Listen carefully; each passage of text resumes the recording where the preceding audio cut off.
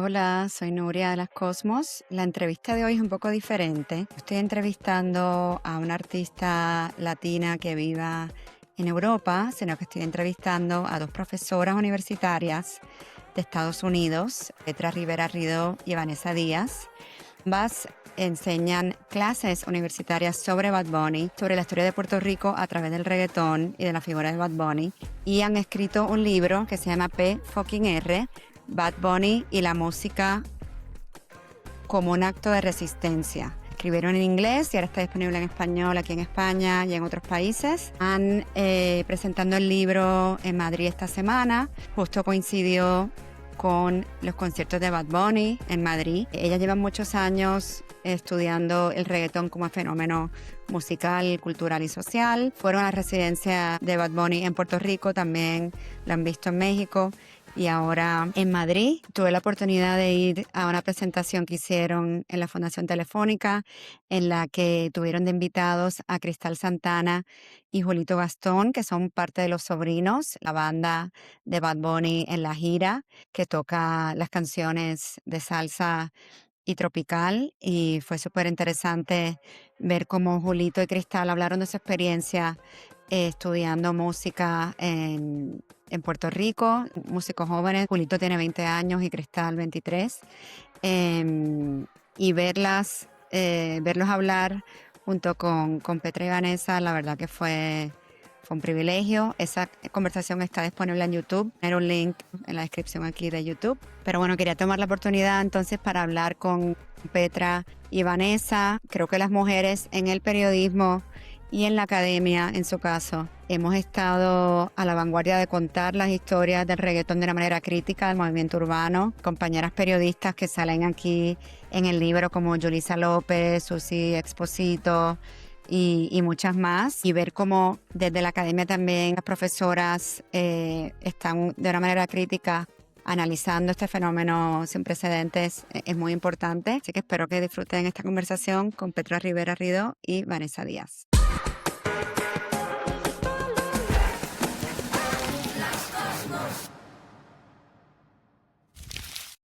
Vanessa y Petra, ustedes son parte de la diáspora boricua. Entiendo que sus papás son otros de Puerto Rico. Cuéntenos un poco de su experiencia como boricua en la diáspora y cuándo se dieron cuenta que Puerto Rico era una colonia. Mm, yo creo que desde yo nací, yo sabía esto, vengo de una familia bien independentista. Mi abuelo vino a Laredo, que es una ciudad cerca de Cleveland, donde hay una fábrica de acero muy grande, ¿no? En el año 48 para trabajar en la fábrica. Dejó a su familia en Puerto Rico y por fin, cuando papi tenía como 10 años, él y su hermana y mi abuela se quedaron en Ohio, permanentemente. Y yo creo que para mí esa experiencia de ser parte de Lorraine, porque en Lorraine eso fue algo coordinado por Operation Bootstrap. eh, Llevaron a muchos trabajadores puertorriqueños para trabajar en esa fábrica. De esa comunidad, en algún momento era 15% puertorriqueño, no solo 15% latino. Tuvimos parranda, por ejemplo. Cada Navidad teníamos parranda en nuestra casa. La misa era en español. Era como un mini Puerto Rico dentro de Ohio. Hasta que yo me mudé a Connecticut cuando tenía 9 años. Y Connecticut también tiene un montón de puertorriqueños, pero en el pueblo donde yo vivía no había ningún puertorriqueño. Entonces siempre pasamos mucho tiempo en Ohio y es una comunidad muy fuerte. Entonces yo siempre he sido consciente de ese aspecto político de Puerto Rico, de es una colonia que em, somos ciudadanos estadounidenses, pero en una manera bien particular que no tiene todos los derechos de los demás, etcétera. Yo nací en Los Ángeles. Mi papá nació en Santurce, se mudó como bebé durante Operación Manos a la Obra a Nueva York, a East Harlem, al barrio. Después se mudó a Bayamón, después se mudó a los Bronx, después se mudó a California. y fue allá donde conoció a mi mamá. Pero mi papá, cuando estaba en Nueva York, formaba parte de The Young Lords en Nueva York, pero también participaba en The Young Socialist Alliance, the YSA. Se mudó a California y formó como uno de los únicos boricuas que estaba parte del movimiento chicano. Mi papá siempre tenía ese sentido de que fue latino, pero algo diferente. Participaba en cosas como the Chicano Moratoriums como un representante de Puerto Rico de los Young Lords, escribió para el periódico Les Workers Party Paper, ¿no? Entonces, yo también vine de una familia bastante política, por lado de mi mamá también, que es americana. Ella siempre estaba como participando, se conocieron en manifestaciones. De hecho, las investigaciones de mi mamá de la escuela graduada era una comparación entre Puerto Rico y Cuba a partir de la guerra española. Entonces, en la casa, dentro de mi papá y mi mamá, que los dos están dedicando la vida a estudiar la realidad del colonialismo de Puerto Rico. Entonces, es muy difícil crecer en la diáspora y no estar consciente de la situación porque la familia llegó por ser bajo las circunstancias del colonialismo estadounidense. Todo lo que están contando es tan relevante, ¿no? Han pasado 3, 4 generaciones y seguimos como en lo mismo. Ustedes también han contado, y bueno, a mí me pasó como estudiante, ¿no? Fui de la isla a Nueva York a estudiar la universidad y ahí aprendo mucho más de mi historia, de la isla, de los puertorriqueños. Me encuentro con la cultura newyorrican, que no me habían contado mucho. Y ustedes tienen estudiantes que también en sus clases sienten que están aprendiendo sobre su propia cultura quizá por primera vez. O sea, Bad Bunny y el reggaetón es una herramienta, pero de ahí ustedes lo usan para hablar de muchos otros aspectos, ¿verdad? Sí. Definitivamente. Y yo siento que es como un regalo. Bunny no puede hacer todo, pero nos ha dado mucho en términos de cómo hacer llegar a los jóvenes y usar cosas que se siente relevante para ellos en cuanto a aprender su propia historia. Siempre tenemos a puertorriqueños en nuestra clase. Yo enseño en una universidad en Massachusetts que se llama Wellesley. Ella está en Loyola Marymount, en Los Ángeles. Pero vienen puertorriqueños a la clase que se criaron en Puerto Rico y dicen, aprendí más sobre Puerto Rico en esa clase, en esa universidad, que en Puerto Rico. ¿Y ustedes siempre sabían que se querían dedicar a enseñar cosas sobre latinos, sobre cultura puertorriqueña? Yo sé que Vanessa primero fue periodista. ¿Cómo llegan a lo que están haciendo ahora? Venimos de diferentes lados de los estudios, también, como te digo, igual que con la identidad, porque estudiando para mi bachillerato, yo estaba haciendo mis investigaciones desde el primer año de la universidad sobre el hip hop cubano. Yo hice mi tesis sobre eso, después un documental. A la misma vez estaba trabajando como periodista para diferentes outlets, pero al final trabajé para la revista People. Después seguía trabajando para People Magazine, dando relaciones públicas, terminando el documental. Entonces, siempre mezclando como esos mundos, ¿no? de la cultura popular y tu lado de... Yo siempre quería aprender más de Puerto Rico, de mi cultura, de Yo sentí como vivía en dos mundos. Esta comunidad en Ohio, que es working class, que no hay mucha gente que va a la universidad, em, que donde todo el mundo es puertorriqueño y mi nombre Petra Rivera es lo más aburrido de todo el mundo, ¿verdad?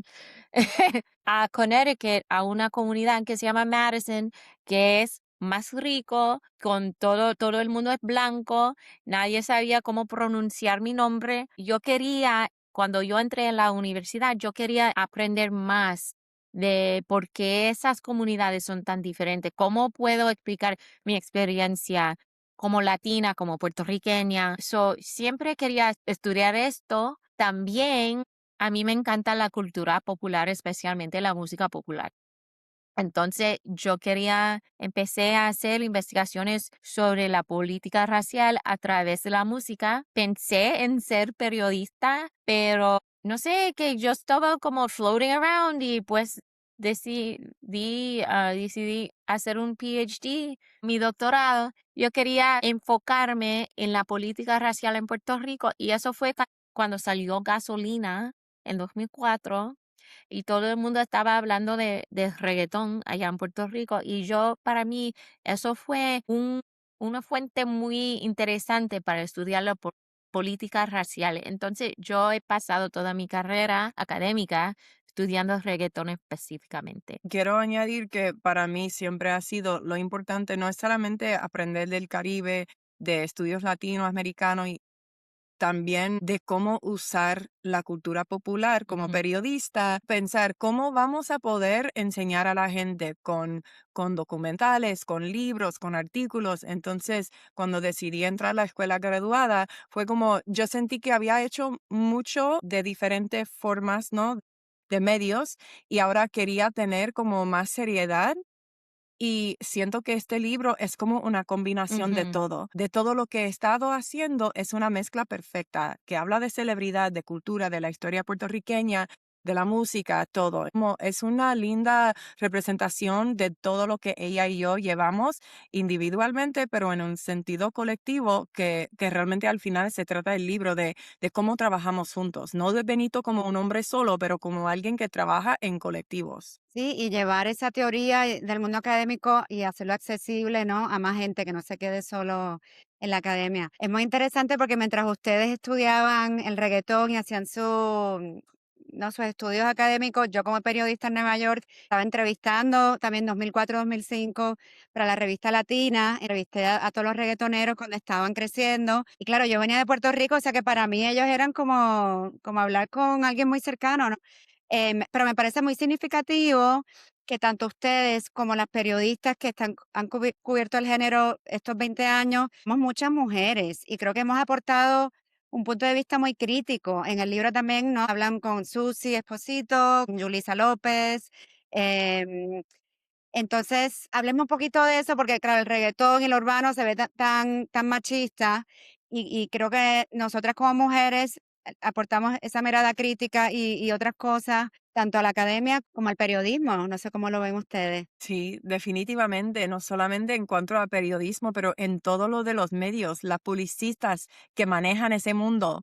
No podemos hablar de reggaetón y de la cara pública que tiene el reggaetón sin hablar de las mujeres que son publicistas, Maina, Eh, su Bien. Hailey, esas mujeres que son fundamental cuando pensamos en cómo todo el mundo se ve y se aprende de reggaetón por los medios también. Es muy interesante y siento que yo no sé por qué. Lo único que puedo decir es que las mujeres nunca dejan a su comunidad, no sé, siempre estamos ahí tratando de apoyar, de mantenerlo y es una dedicación, es la forma de insistir que la cultura de nosotras también se aprende. Sí, no, yo creo que también, porque tienes razón, ¿verdad? Que es reggaetón y la industria musical en general, para mí es un espacio bien machista, pero también me gusta la música. Entonces, yo creo que para mí, mi trabajo siempre estoy tratando de entender todas esas contradicciones. Porque a mí me encanta esa música que sí, tiene letra bien fuerte sobre la mujer, pero también yo creo que hay algo ahí que es muy importante. Eso, no sé, yo creo que también como es la cuestión de machismo, por ejemplo, en el reggaetón y en la industria musical, es no solo de letra de representación de la mujer, pero también de ese sistema. Cuando yo hice no sé cuál era tu experiencia, Nuria, pero cuando yo estaba en Puerto Rico, como en 2006, 2007, haciendo mi investigación para mi doctorado, todo el mundo de mi familia, hasta los propios artistas, eran como que tú eres una mujer soltera de 20 y pico años en ese mundo, tratando de hacer, como es algo bien inappropriate, ¿verdad? Bien fresca, ¿no? Tú no debes estar ahí. Hasta que Ujú. una de mis amigas me compró un anillo falso Ah, para que todo el mundo pensaba que yo era casada, pero no funcionó, este no funcionó. Pero yo creo que si ves la historia de mucha música latina, no solo el reggaetón, pero la salsa, la bachata, música de banda, por ejemplo, siempre hay una mujer artista Ivy Queen en reggaetón, Celia Cruz en salsa, tenemos a Jenny Rivera en la banda, pero siempre hay ese idea de que las mujeres no deben estar ahí, que se tratan de mujeres, hablan de mujeres, pero las Sí. mujeres buenas, the good girls, no pasan por ahí. Y no sé si esto es parte de eso, porque yo nunca quería ser artista. Esto nunca fue mi meta, pero yo sí conocí a varias mujeres que trataron de ser artistas y no funcionó, pero encontraron su manera de participar en esa industria behind the scenes. Y no sé si eso es parte, pero a mí me interesa mucho. Y oye, qué casualidad que estando en Madrid, ustedes coincide con los conciertos de Bad Bunny.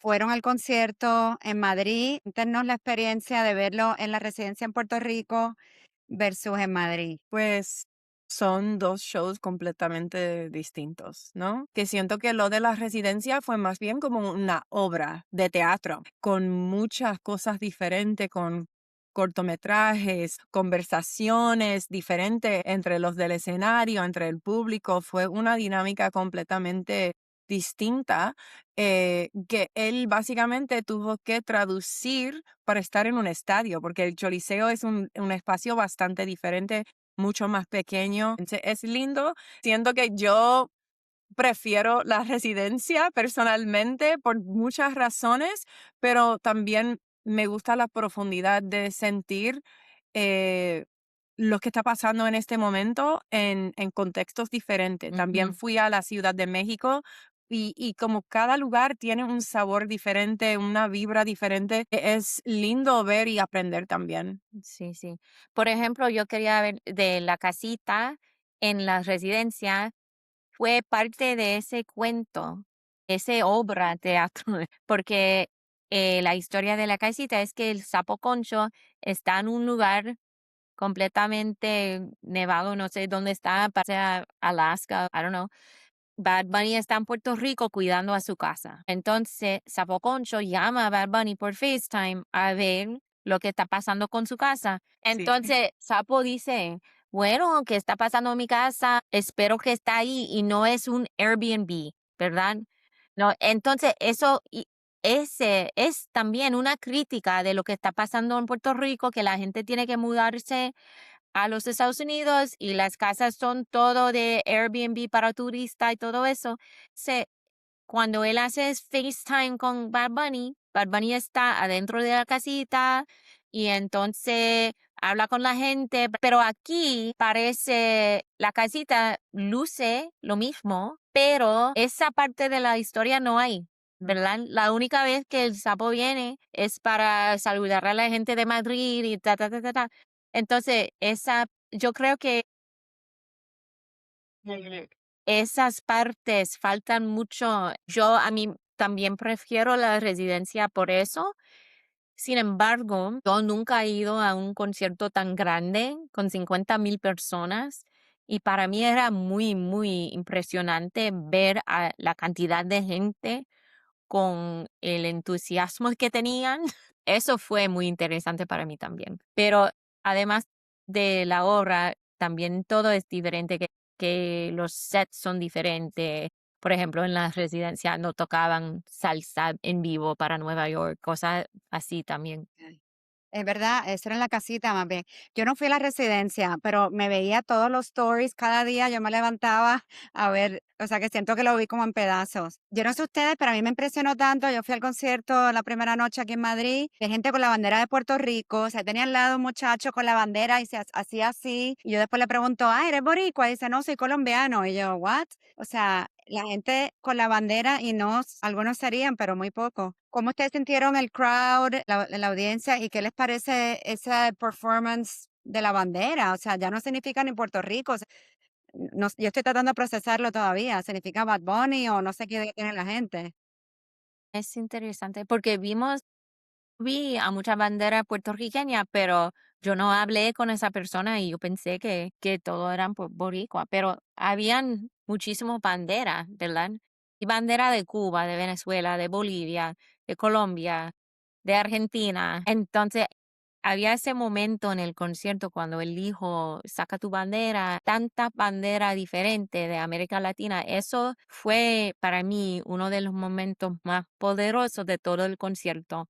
Y yo, como una latina que vive en los Estados Unidos, ver la diversidad de banderas. No sé si esa gente todos viven aquí o no, o si no viven aquí, están aquí de vacaciones. Conocimos, o quizás solo yo, pero unos boricuas de Orlando, una pareja que está aquí de vacaciones para ir a ver a Bad Bunny, pero eran como completamente decked out en Puerto Rico gear, completamente, como estaban en la parrada puertorriqueña a Nueva York, Ajá, exacto. y eran de Orlando. No sé, Yo sí sentí un poquito rara cuando lo dijeron en varios momentos como, pero hoy sí eres boricua. Y para mí eso no suena. Todo el mundo tiene su identidad, su manera de compartir y yo no, en ningún momento yo voy a decir que por hoy yo voy a ser española, por hoy yo voy a ser de Guatemala. No, eso no, para mí eso no va. So, no me gustó eso, sinceramente. Y él dijo, hoy todos somos puertorriqueños, no sé qué. Y cuando cantaron Puerto Rico está bien cabrón, de verdad, es como es surreal, es como un out of body experience, es como que what is happening. Entonces ahí dije, me dio como FOMO de que no había ido a la residencia, porque me puedo imaginar en Puerto Rico todo el mundo cantando eso, ¿no? Es una cosa. Pero en Madrid, 60,000 personas cantando Puerto Rico está bien cabrón. No sé, o no sé si estar orgullosa o estoy como confundida, pero bueno sé qué significa. Pero mañana voy a volver al concierto. Viene una prima de Orlando de 28 años, viene un tío de Puerto Rico de 70 años y vamos a ir todos al concierto. No a todos nos gusta el reggaetón, pero ya es algo que vamos a hacer como familia intergeneracional porque es un momento histórico, lo reconocemos como tal y sé que ustedes han escrito mucho sobre esto también, ¿no? Cómo Bad Bunny, sobre todo con el último disco, está uniendo generaciones, ¿no? Es algo que trasciende. sí, creo que sí. Y cuando vamos por toda parte, siempre conocimos a gente que dicen, bueno, yo no soy fan de reggaetón o yo tengo 60 y pico años, pero yo escuché este disco y ahora soy fan de Bad Bunny, ¿verdad? Esta historia que yo siempre digo de cuando salió Pitorro de Coco y estaba en mi casa con mis hijos que tienen 10 y 12 años y mi papá que tiene 78 y que mi papá, él le encanta la salsa y a mis hijos le cantan reggaetón y hip hop, pero esa canción, como la fusión de música urbana con música típica de Puerto Rico, música jíbara, era como un catalyst, right? Contribución del Sí. disco que puede juntar a generaciones distintas y de la isla y de la diáspora también, porque sabemos que hay tensión ahí, ¿verdad? Ujú, sí. Estamos en España, es un sitio significativo para Benito. La última vez que estuvo aquí fue en el 19. O sea, él de hecho estaba de gira, ¿no? Y volvió a Puerto Rico para las protestas de Ricky Renuncia. No sé si para María también estaba acá, Yo creo que, yo no sé si estaba en España, pero estaba de gira. que es como casi parte, aunque él no es parte de la diáspora, en la diáspora creo que sentimos eso de cierta manera, aunque no siempre podemos actuar directamente. Lo hacemos de otros modos, no sé, como embajadoras de nuestra cultura, o no sé si tengan algo sobre ese, el verano del 19, como él Yo actuó. siento que ese momento fue como clave para entender el papel que podía tener Bad Bunny en cuanto a hablar de la cultura de resistencia de hoy de Puerto Rico, porque obviamente Bad Bunny no votó a Ricardo Rosselló de su posición, el público hizo esto, pero él quería ser parte de eso, ¿no? Que fue un momento tan fuerte que todo el mundo, como decimos en el libro, que tenemos un capítulo sobre ese momento, y hasta el ex gobernador Alejandro García Padilla dijo, no había ninguna persona que se quedó sin sentir afectado en ese momento, ¿no? Porque todos estaban como que, ¿qué está pasando aquí? Estamos en contra, no importa el partido, estamos en contra de lo que está pasando y no importa si estás en España, si está, yo me fui de los Estados Unidos, de Los Ángeles, para participar en las manifestaciones porque fue un momento cuando todos querían estar ahí para decir, estamos presentes, no vamos a dejar a eso pasar, ¿no? Entonces fue un momento importantísimo en cuanto a ver cómo iba a ser Benito también parte de la voz de resistencia de Puerto Rico. Sí, sí. Gracias, Nuria. Gracias y felicidades por el disco. El disco, mira, Estamos Quizás sacando un disco, un disco. Un día. Estoy acostumbrada a decir el disco. Felicidades por el Eso. libro. Gracias. Muchas gracias. Gracias por estar aquí, gracias por escucharnos. Esto es Las Cosmos Podcast, una plataforma para latinos en Europa. No somos ni de aquí ni de allá, somos de todos lados. Nos puedes seguir en TikTok, en Instagram, Las Cosmos. Tenemos una newsletter, suscríbete en Substack, busca Las Cosmos también. Y suscríbete a nuestro canal de YouTube, a nuestras redes, a nuestro feed en Spotify, en todas las plataformas de audio, para más episodios y más contenido.